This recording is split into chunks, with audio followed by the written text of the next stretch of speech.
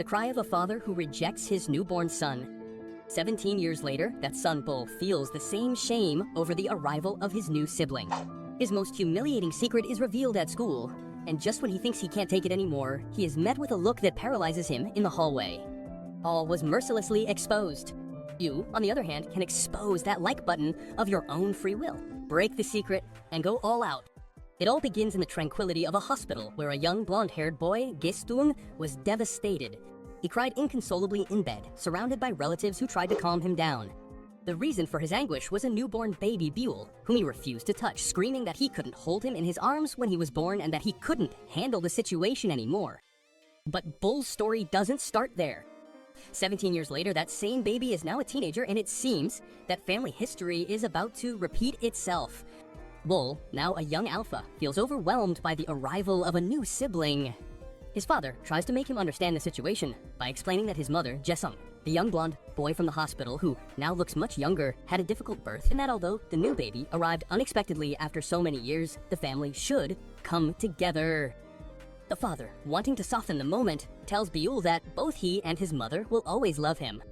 He even tries to give him a kiss, but Bull, in full adolescence, rejects the gesture with an "I'm not a child" and leaves for school upset, leaving his father and grandparents to attribute his bad mood to puberty. As he walked through the city, Bill thought about how humiliating it all was. Suddenly, he had a brother who was 16 years younger. His mother, who had been told that she could not conceive after him, had miraculously become pregnant thanks to some herbal medicine from his grandfather. Bull felt ashamed of his mother's age and the situation. Even more so because his parents looked so young that people often mistook them for siblings. Bull was determined to keep this secret a secret at school, but his plan fell apart the moment he entered the classroom. Tarde and his classmates greeted him with confetti and a board congratulating him on the birth of his new baby brother. Shimiru and Imna Hun immediately bombarded him with questions about the baby. Cute? Who did he resemble, mother or father? When Bull asked them how they had found out, the answer left him cold. It had been Soy. Soy, Dojin and Hedosu's daughter, calmly congratulated him. To Bull's frustration, she simply replied that she had told the others because they had asked her. People get curious when you're late to school, she had told him. Bull to believe that the curiosity of his classmates could justify such a revelation. Bull was pale, embarrassed to the bone. Zoe was unfazed. He blurted out that it wasn't that big of a deal, that he was still the school idol and that he should accept it. Bull, almost screaming, felt that his privacy had been invaded, that this was humiliating, and that he hadn't even debuted to have so much attention. Zoe showed no compassion. "Are you embarrassed to have a new little brother? Grow up," he snapped, and then continued with a sermon about high school, studying, and how his brain wasn't capable of much. Bull, furious, could only shout stupid at her as she walked away like a brilliant, perfect star student. Overwhelmed and with his head down, Bull wondered why everything was going wrong for him. Not long after, in class, Biul was asleep with his head pressed against the bench. The teacher, a dark-haired woman, called him by his name and asked him what he was doing sleeping in the middle of her class. Bull quickly made up the idea that he had a headache and asked if he could go to the infirmary. Surprisingly, his classmates came to his defense. They said that he hadn't slept a wink all night and that they should let him go. The teacher, amidst murmurs from the students, agreed, but not before reminding everyone to get back to their books. As Bull got up to leave, he overheard another classmate muttering something about troublemaker, a new hostility that was added to all the previous ones to which he was already accustomed. He thought, resigned, that he was already used to hostility without reason, that whether someone liked him or not was up to each person. But despite doing nothing to draw attention, this situation was exhausting him. As he walked down the corridor, staring into space, Vyun reflected on how tired he was of everything. Suddenly, his gaze met that of someone else. It was a tall, dark-haired boy who had just left the guidance counselor's office. Viol recognized him instantly. Sibu. The tension was palpable in the air. Sibu approached with firm steps, and Biul suddenly felt small, almost shrinking in his presence. The other boy stopped right next to him, turning his back. Biul couldn't help but notice how much Siu had grown, who now seemed to be almost 1.80, while he was still 173. The comparison only accentuated his feeling of insignificance. Biul followed Sibu with his eyes, going over the rumors about him that he skipped classes a lot, that he rode a motorbike to school, that he smoked, and that he had even fought single-handedly against 17 others and won. And that's all they say about him, Viol thought, feeling the weight of his own shame. Exhausted from staying up all night with his mother, Viol ended up in the school infirmary. When the nurse saw him come in, he knew what was going on. "You again, Biul," he said with a sigh. Biul tried to excuse himself. I didn't get any sleep last night. My mother suddenly started having contractions, and the baby wasn't due until next week. The nurse joked with him about whether he had been the one having the contractions, but in the end, he let him rest. With a congratulations, by the way, the nurse confirmed what Biul already suspected. The news about his little brother was now common knowledge, and the rumors were flying fast. As Bull tried to sleep, he couldn't help but think about Swabian. He would know. He remembered that they had been quite close as kids, but he couldn't quite pinpoint the exact moment when they had drifted apart. He couldn't even remember a single fight between them. His mind wandered to happy childhood memories. Images of him and Siu laughing and playing. But the haze of sleep prevented him from thinking much further. He woke up at the end of the school day to find his friends Shin, Miru, Imnayun by his bedside, urging him to get up. "Class is over," they said. Bull woke up groggy. "Class is over. I fell asleep." His friends asked if he was going to the hospital again. "No, my dad texted me. I have to go to extra classes," Bull replied, somewhat annoyed. "Before you go, why don't we try the new snacks from the convenience store?" one of them suggested, and Bull accepted. Once at the store, while choosing what to try, they saw Jay Minatao, two classmates who seemed to be skipping their review classes to go dancing. Bull looked at them with disdain, saying that they were just slobs and that he had no interest in going to clubs. He sampled the snack, not liking it much. Then, he remembered. I saw Siu a while ago." His friends were surprised by Shishu from class 5. Bull nodded. "Yeah, he's really tall now. He used to be shorter than me." His friends corrected him half-jokingly, saying that he had always been taller. Suddenly, the conversation turned more serious as he recalled how Siu, who used to be quiet and studious, had become distant and a little intimidating. "When did he change?" one of them asked. "I don't remember," Bull said. "It was when I started to focus on my studies, but..." His friend interrupted him, pointing out that quitting being an idol trainee didn't mean suddenly starting to study.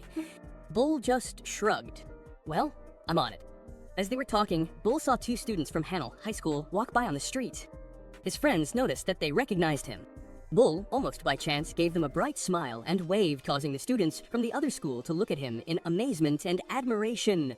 His friends asked him what he was doing greeting the other school. He replied that he was just greeting. But one of his friends warned him that if his girlfriend, found out, she would kill him. And that's when the chips were down. Bull, with a start, realized that he had completely forgotten about his girlfriend. As if summoned, Yigu appeared furious, reproaching him for not having written to her in 2 days and that she always had to be the one to initiate the conversation. Bull tried to excuse himself. He said he was busy, but she wouldn't let him go. He yelled at her, "Why do I have to find out about your brother's birth from other people? You didn't even invite me to visit. Am I your girlfriend or not?" Bull thought to himself, "But why would you want to come and see the baby?" Ju, fed up with her attitude, said, "We're done." He turned and stomped away, leaving Biul alone and wondering how he always ended up getting dumped. As he scratched the back of his neck, a familiar scent distracted him. Peeking out from behind a bush, he saw a group of students from another school surrounding Siu. "Do you think you're too good for us?" one of them asked. Bull realized that they were chasing him, trying to get him to join their group, or so it seemed. They told him that the way he was going, he wouldn't get anywhere, and that was why they were offering him a chance. Bull felt a knot in his stomach, wondering if he should intervene. Just at that moment, one of the boys struck Sibu with a slap, demanding he speak. But Sibu just looked away, silently. But instead of cowering, Sibu grabbed the hand of the boy who had hit him and squeezed it so hard that the aggressor let out a cry of pain. "Don't touch me," Sibu said with a calmness that unsettled everyone. The others began to demand that he let go, but Sibu only replied that he would if they promised to bother him again. The boy, in pain, complained that Sibu could touch them. Yun, who was still hiding, saw everything and doubt gnawed at him. He had to intervene. He gave a frustrated huff and, deciding that he couldn't stand idly by, exclaimed Sibu's name and came out of hiding with that Exodol aura that made him shine. The Resisibu aggressors stared at him in surprise. Bill turned to the leader of the park boys and, in a voice that, although friendly, left no room for doubt, warned them that their homeroom teacher was looking for them and that they had better hurry. Siu looked at Bull with an indistinct expression while the aggressor took the opportunity to let go of his hand. The other boys, visibly annoyed by the interruption, but perhaps a little intimidated by Bull's presence, grumbled under their breath. "Oh, you better come when we call you next time," and reluctantly walked away. Once alone, Viu confessed to Siu that there was actually no teacher looking for them, that he just looked like he was in trouble.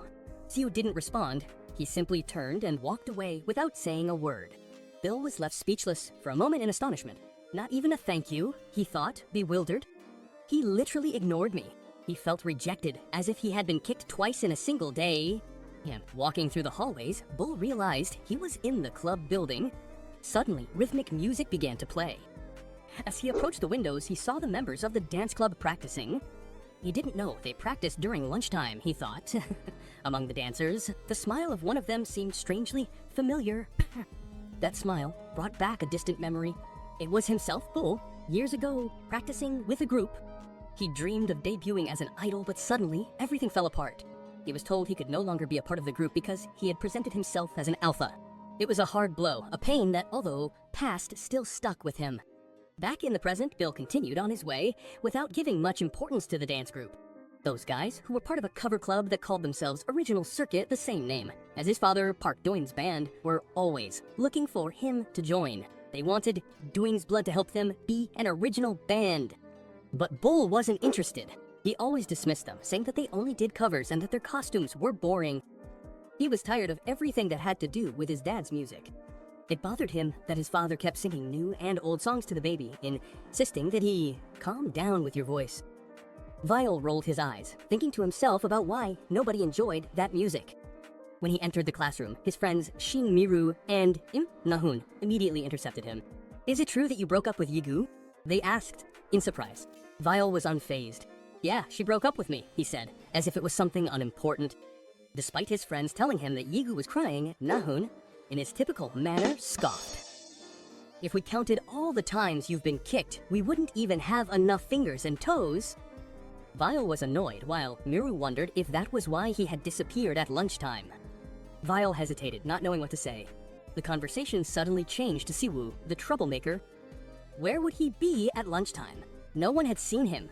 While Biul and his friends wondered what Sigu was doing, he appeared somewhere else, Dressed in a tracksuit, he was carrying a delivery bag and ringing a doorbell at a house. It seemed that Sigu spent his lunch breaks working. Suddenly, the scene changed.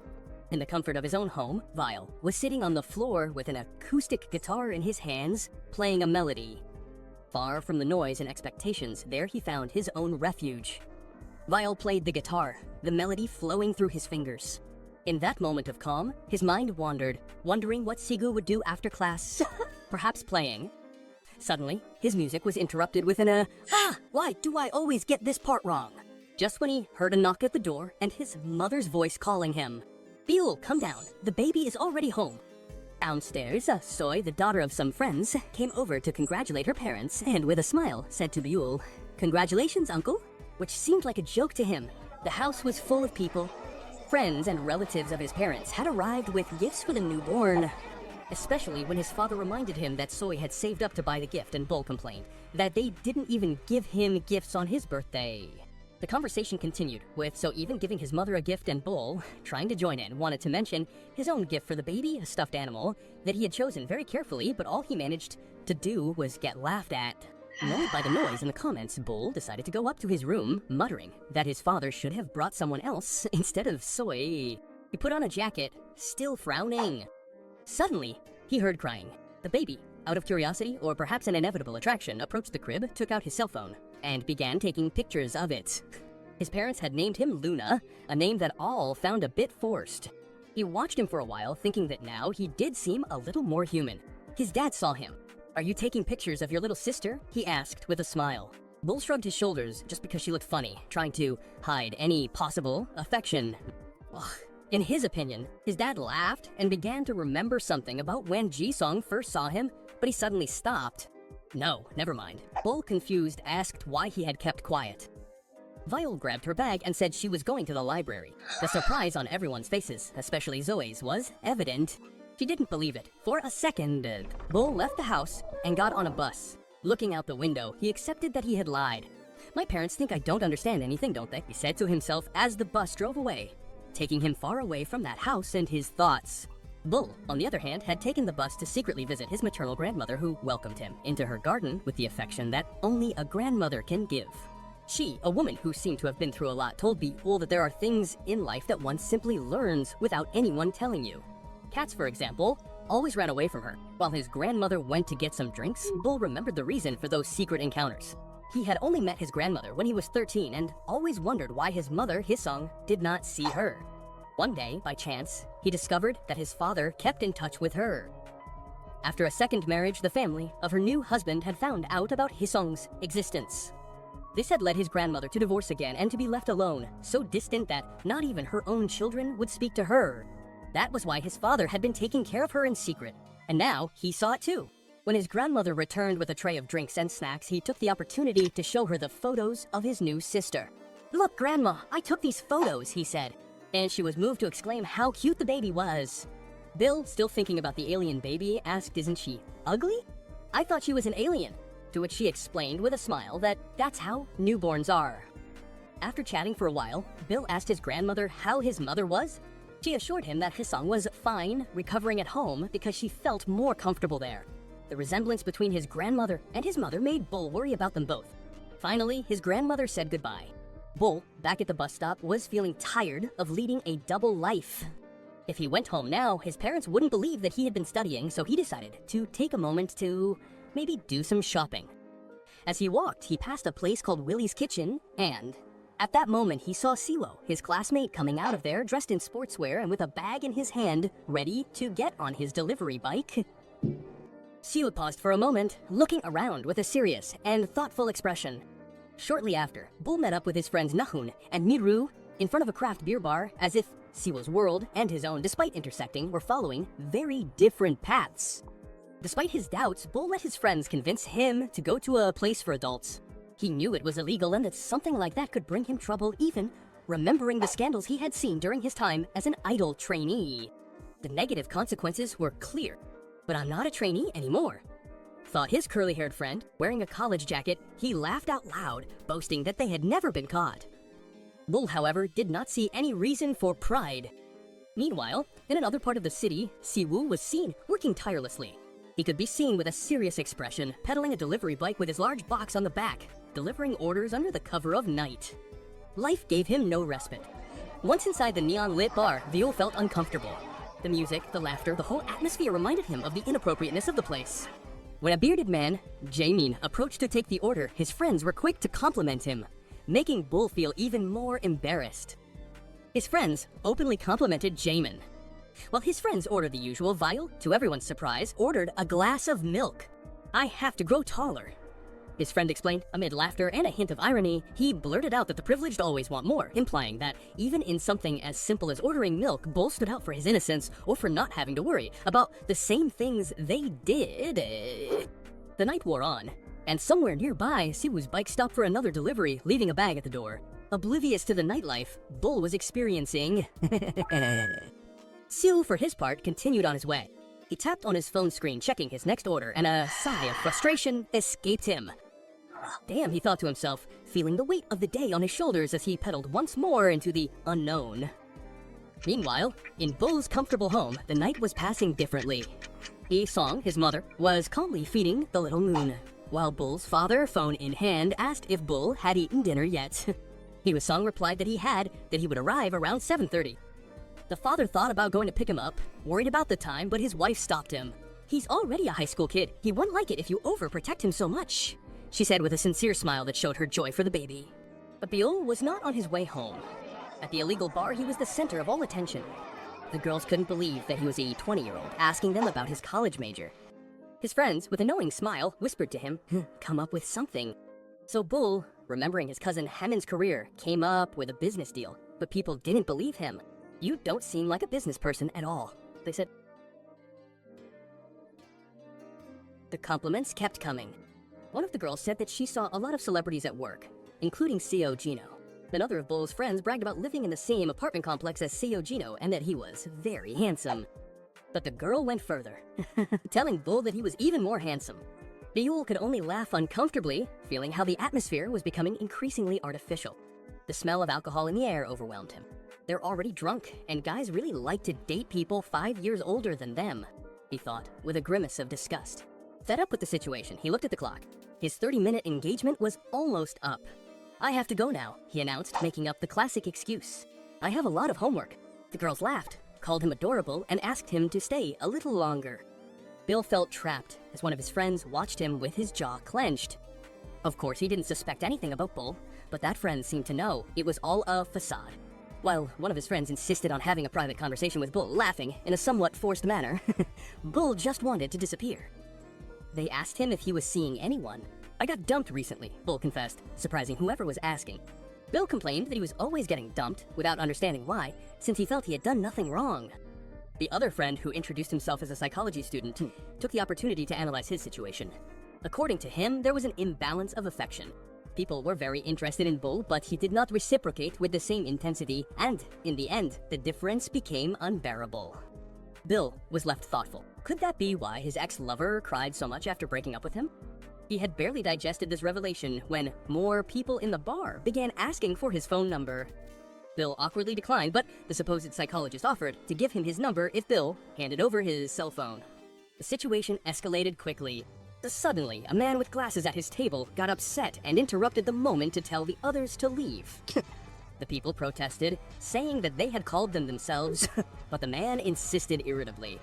Biul's friend with curly hair, puzzled, wondered why he had thrown them out since the fun was just beginning. The guy with glasses explained to Biul and his friends that these people talked too much weren't funny, and that they weren't going to stoop to their level while complaining about how expensive the drink he was holding was. Bull, frustrated by the mood swings and the hypocrisy of the place, just sighed. Then the friend with curly hair offered wine to Biul, who barely looked at him and immediately declined. "I'm not drinking. I told you I want to go home," his friend exclaimed. He insisted, "Just try it, it's the best." But Bull stood his ground. Inside, the curly-haired friend thought spitefully about how to tease Biul for acting like a child. Bull, meanwhile, tried to justify himself. His parents thought he was studying. The friend sneered disdainfully. "You, studying?" That blow hit Bull right in the face of pride, who remembered his past as an idol trainee, where he was always at the back of the class for not studying. Now, he wasn't even last, he was 10th, but guilt was eating away at him. What was he doing in a place like this, lying when he should have been studying? He wondered what the point of all this was. Bull was still lost in his thoughts, feeling the weight of guilt, when Miru, one of his friends, noticed his discomfort. "You have trouble concentrating, don't you?" she asked with a smile that didn't reach her eyes. Then she offered him a small wrapped candy. "It's a focus pill. Everyone uses it these days. If you take it, you won't be distracted by useless thoughts," he assured him, telling him an anecdote about someone who had improved a lot with it. Bill hesitantly took the candy. Could this be the solution to his concentration problems? Just as Bull began to consider the dubious offer, a strong hand grabbed Miru by the arm, interrupting the moment. Out of nowhere, a boy with an imposing aura appeared. Bill's friends were shocked. "Who is this guy? What do you think you're doing?" they shouted at him in surprise. But Biul, with her heart in her mouth, recognized him instantly. "Sigu." Sigu didn't say anything. He simply pulled Miru hard, causing him to groan in pain. Bu tried to stop him by calling out to him, but Sigu didn't hear him. In the struggle, Sigu accidentally pushed Biul, who ended up on the ground with a cry of pain. Sigu stared at him for a second, his expression unreadable, before releasing Miru and letting him fall as well. Once Bull recovered and stood up, a little shaken, he looked at Sigu with a mix of surprise and confusion. "How did you know I was here?" Sigu asked. With that seriousness that characterized him, he gave him clear and direct advice. "Don't come to places like this." Bill defended himself by explaining that he had only come because his friends had insisted a lot. But Sigu didn't stop there, adding, "And don't accept things that are offered to you without suspecting." Sigu's warning made View connect the dots. He remembered the focus candy Miru had given him. "He lied to me. He said it was for concentration," he thought. A pang of betrayal. Sigu confirmed his suspicions. It seemed like something else. He hinted, making it clear that it was no simple candy. Bill felt his blood boil. "Those idiots," he exclaimed, realizing that his friends had dragged him to a troublesome place and tried to trick him on top of it. Sigu confirmed to Biul that what they had offered him was not trustworthy, something that Biul already suspected. Bull, furious, promised to settle the score with his friends at school, but Sigu interrupted him, diverting the conversation to something more urgent, the smell of alcohol and omegas that Bull was carrying around. Bull was scared, knowing that his father had the nose of a dog. To Bull's surprise, Sigu offered to give him a ride on his bike. He explained that the air on the road would dissipate the smell before he got home. He gave him a helmet and asked him to carry the delivery backpack. Bull, a little uncomfortable with the weight and the situation, clung to Siwo, who only told him to hold on tight. As they pedaled through the night streets, Bun remembered that he was the one who had taught Siwo how to ride a bike, and now he saw him pedaling like a pro. On the way, Bull saw that Siwo seemed to be smoking, another detail that made him feel more distant. Upon reaching his house, Bull thanked him and offered to buy him a meal, but Siwo bluntly declined, leaving him a little shocked. However, Siwo approached Bull, leaning over to smell him. He told him that he no longer smelled like anything and that he should go inside because his parents must be worried. Then, without saying anything else, he left as quickly as he had arrived. Bull was left for a moment, thinking that Siwo's actions always spoke louder than his words before entering. As soon as he crossed the door, his brothers greeted him excitedly. Although one of them reproached him for being late and asked if he had studied, Bull was able to hide his night out without any problems. Luckily, Bull managed to hide his night out without any problems. To deflect any suspicion, he took out some earrings that he was wearing and gave them to his brothers, who greeted them with joy and the idea of matching them. Upon seeing him, Bull felt immense relief. Lying on his back in bed, he thought about how close he had come to being caught and decided he wouldn't do it again. It had been a strange day, no doubt about it, but one thing was on his mind. Siwo, why had he shown up like that? What was in that backpack? And did he really smoke? Curiosity about him consumed him, and Bull promised himself that he would get to know him slowly but surely. Yeah. While Bull clung to that determination, Siwo, on the other hand, seemed to have a very different reaction. Perhaps a chill, a premonition, or simply discomfort at the idea of Bull. The next day, the school bell rang, signaling the start of a new day. Bull, with a little extra money in his pocket, thought about what he could buy for lunch, but his mind, instead of thinking about his lunch, wandered to class 15, Sibu's. What would he like? He wondered as he peered into the classroom, spying. There was Sibu, sprawled across his desk, sleeping like a bear. Bull let out a little laugh, amused by the sight. Deciding to say hello, Bull leaned forward a little further, but his appearance did not go unnoticed. Some of Sibu's classmates, including Jibu, his ex, noticed his presence. It didn't take long for whispers to start. Jibu and Sibu are in the same class, and Biul was surprised to hear them talking about him and Jibu, while her friends joked that Biul was there for her. Jibu, clearly uncomfortable, denied it vehemently. At that moment, Biul and Jibu exchanged glances. She, frowning, stood up and stood in front of him. "What do you want, Jibu?" blurted out. Bull, taken by surprise, stammered that he was just passing by. "So why were you looking in our classroom?" I interrupted Jibu while Bull was left speechless. Sibu, who had been watching everything from her seat, kept a serious expression without intervening. Bull, embarrassed to the extreme, stammered that he was just passing by and in a fit of panic ran out of the classroom. Jibu's classmates were quick to comment on what had just happened, speculating whether Bull had really gone to see her. Jibu, for her part, acted uninterested, downplaying the matter. Meanwhile, in the back of the classroom, Sibu was still asleep, oblivious to the commotion. The bell rang to announce the start of class, and the teacher came in to greet the students, but his attention was quickly diverted to Sibu, who was still snoring at his desk. "Hey, you, in the back, class has already started," the teacher scolded him. Sibu barely raised his head with a sleepy face before settling back down, which made the teacher even angrier. After a few seconds, Siu fully woke up, rubbing his face, and looking out the window with a serious and thoughtful expression. In his own classroom, Bill was shifting uncomfortably. The scene with Siu had him upset. Damn, he thought. It wasn't just his ex and him who were in the same class. Something a friend had said about a creepy guy in her class came to mind, and he wondered if she was referring to Siu, adding to his confusion. Now, everyone would surely think he was still after her. Later, during recess, Bull ran into his friends, Miru and Najun, near the stairs. "Be careful, no one can know we went to that bar over the weekend," he warned them. Then, with a hint of mistrust, he asked them about the focus pill they had given him that night. It didn't seem to him to be what they had told him, that it was something strange.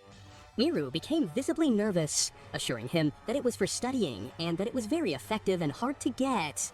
Nahon nodded in support of her version. Bull looked at them skeptically, thinking that not even Siu seemed to know what that thing was, and he himself had no evidence to disprove them. He repeated to them that it was a secret and that no one should talk about the bar, but Miru, with a resentful tone, began to talk about Siu. "The one who broke into the bar that night was Siu, right?" he said, insinuating that he shouldn't hang out with delinquents like him. Bull reacted indignantly. "You're the one who shouldn't talk," he reproached them, pointing out their hypocrisy. "You're the ones who act good in school only to go to bars with college students when you're underage." The dismissal bell rang, dispersing the students. Bill spent a moment thinking about his friends' words and how little they really knew.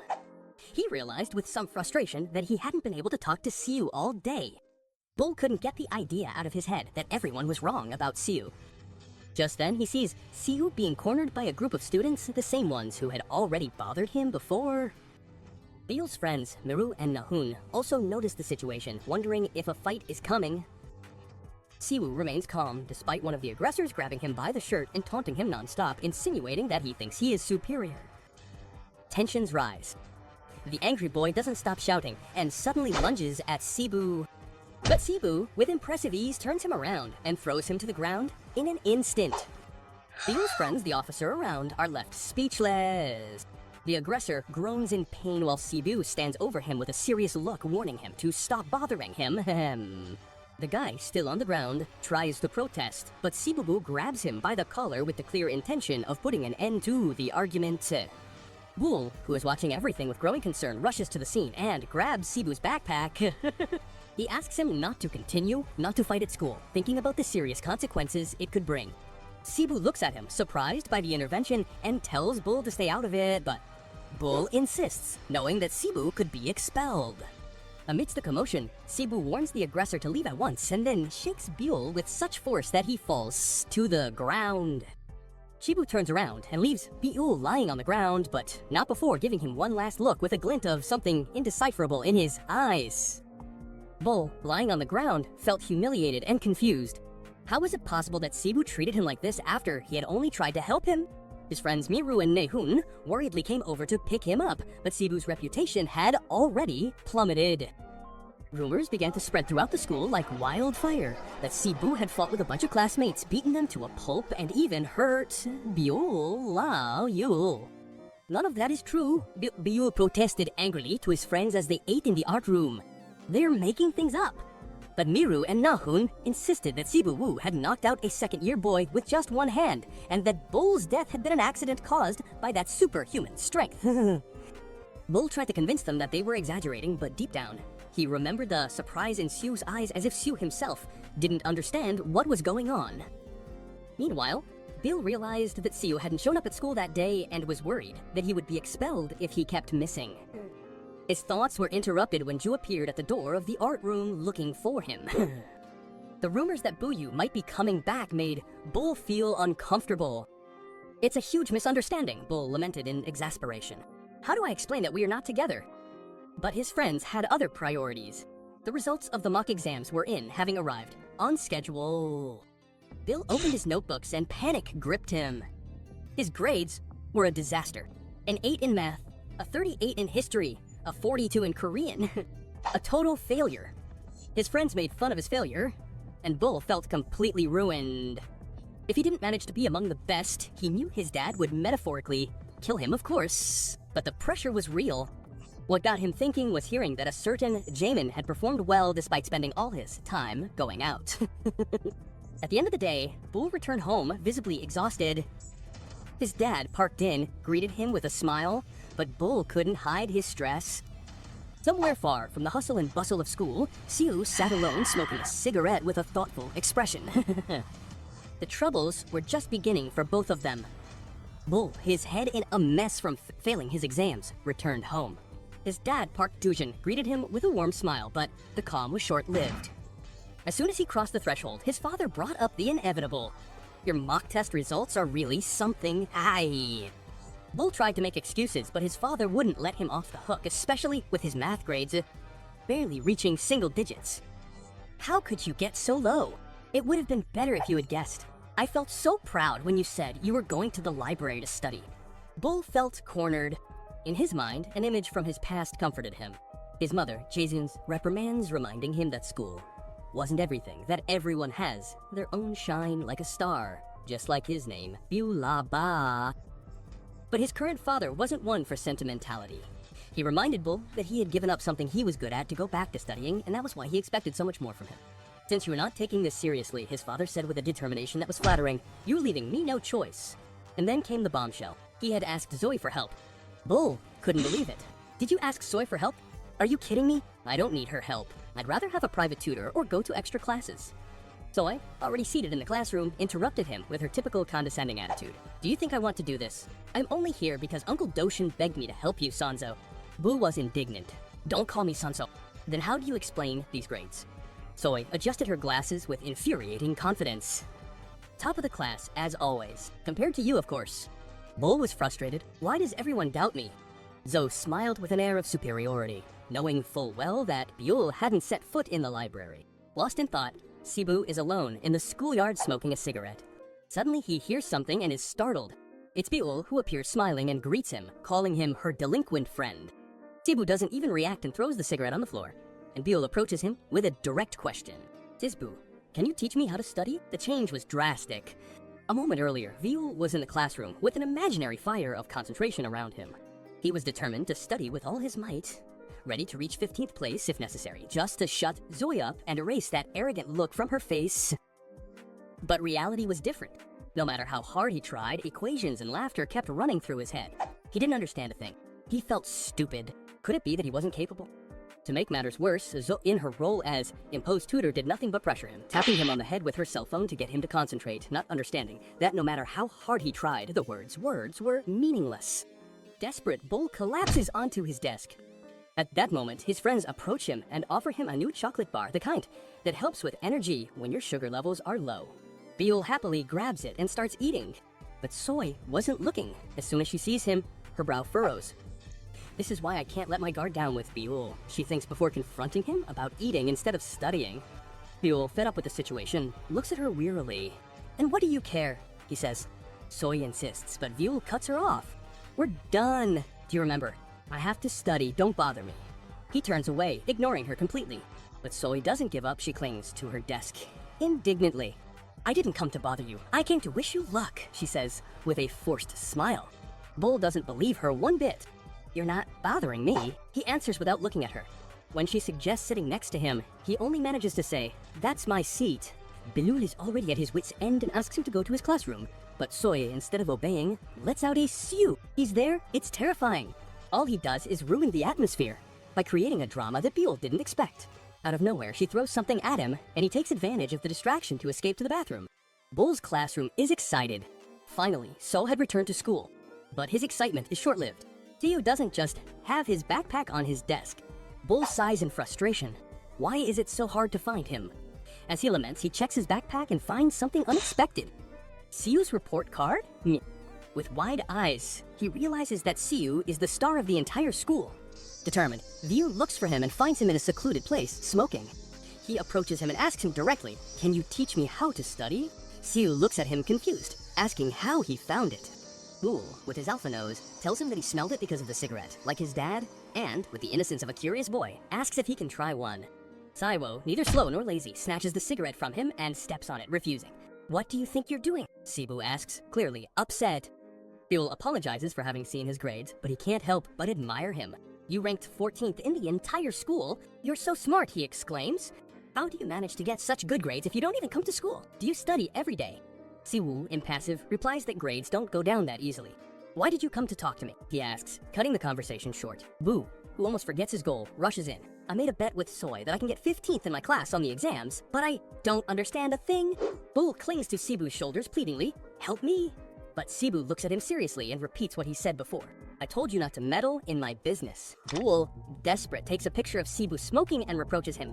And you pushed me and hurt me once, do you remember?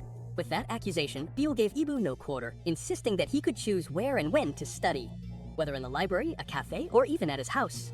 Sibu looked increasingly uncomfortable and sweat was running down his face, but Biul did not give in. His eyes shone with desperation. In the end, he had no choice but to go directly to Sibu's house. Sibu Poo opened the door with an expression that was somewhere between resigned and annoyed. To ease the situation, Biul brought a bag full of sweets and drinks from the 24-hour store, declaring with a bright smile that he had no choice, that he wanted to meet him and, of course, study too. Sibu let him in with a sigh, and Biul entered what turned out to be a small, almost empty studio apartment. His surprise was short-lived, and when he saw the austerity from the place, Biul couldn't help but ask if he lived alone. Sibu Poo confirmed that he did. His parents lived in the countryside, and he had moved there to attend school. At that moment, a memory and an old rumor from high school came to all's mind. Siu's mother had been having trouble with her business, and he had dropped out of extracurricular classes with his own family drama. Back then, Bill hadn't paid any attention to it, but now it all clicked. Siu had been alone and struggling on his own for a long time. Si brought him out of his thoughts by inviting him to sit down. He made it clear that he didn't have much time, and that was why he had made him come to his house, and that it wasn't a good idea for them to be seen together at school. although a little discouraged, handed him some papers to study. Then, Biul bluntly asked him if he was working outside of school. Sibu confirmed that he was. Bull, getting straight to the point, said, "You're not getting into fights or anything, like you alone against 17 people." Sibu looked at him with a raised eyebrow, and Bull clarified his question. Siu, with a tired expression, replied that yes, sometimes people tried to pick a fight with him. Bull couldn't help but feel surprised, and although he felt he was right, he was also stung by the way Sibu allowed himself to be slandered by rumors that weren't entirely true. Why didn't he clear things up? People were talking badly about him for no reason, and that drove him crazy. But Sibu just shrugged. "I don't care," he said with an indifference that frustrated Bull even more. He reminded him that he was there to study. Biul, realizing that he had gotten off track, apologized, and Siwoo, with unexpected calm, offered to help him. Thus, the math lesson began. Bull showed him an exercise that Soy had tried to explain to him without success. Siwoo patiently broke down the concept, and suddenly, Bull felt like the pieces were fitting together. Seeing SW explaining made everything easier. His voice was so calm, so clear, that he realized that the problem wasn't the math, but the annoying way Soy was trying to teach him. Understanding that first lesson was a revelation. In the following days, Bull began to pick up on things in class that had previously seemed like nonsense to him. He felt motivated. He even signed up for a class, thinking that if he kept at it, he would finally be able to understand everything. At the end of one of those classes, feeling exhausted but a little annoyed by the situation, he headed for the stairs. As he went down, he couldn't help but take out his cell phone. He sent Sigu a message, "I don't have class tomorrow. Can I come to your house?" After a few seconds of silence that seemed like an eternity, Sigu replied with a curt no, and then quickly corrected himself with a clear "Wolfa." Biul couldn't help but smile. Sigu could say whatever he wanted about not wanting to be seen together at school, but the truth was that he was quite receptive. In her bubble of happiness, Vol almost bumped into someone. It was Yigu, her ex, standing on the stairs. "What are you doing here?" she asked him. Bull, without looking up from his phone, asked her to stop following him, reminding her that he had broken up with her. Jigu looked at him in surprise. "When did I leave you? I only said that the conversation was over that day, not that I was leaving you." Bull was silent for a moment, frowning as if Yigu's answer had left him thinking.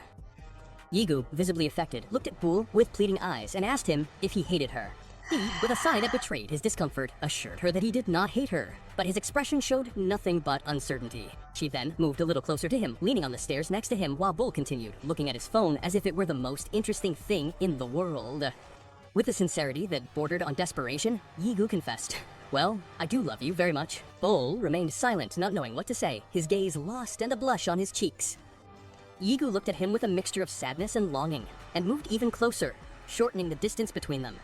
Phew, what a chapter.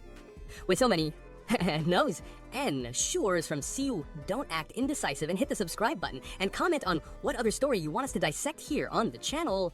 See you next time, my stars.